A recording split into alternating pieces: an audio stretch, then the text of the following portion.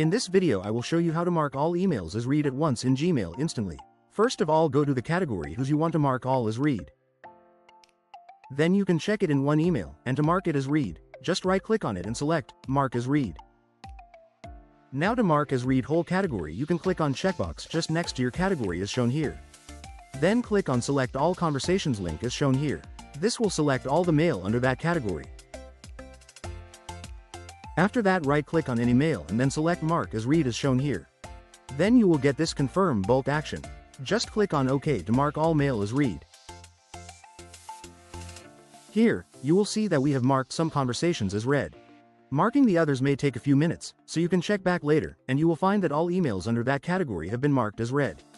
You can see I am coming back after around 5 minutes and found all mails under that category is marked as read. Hope you like this. Please like, share and subscribe for similar videos. Also click on bell icon so that you will not miss any update.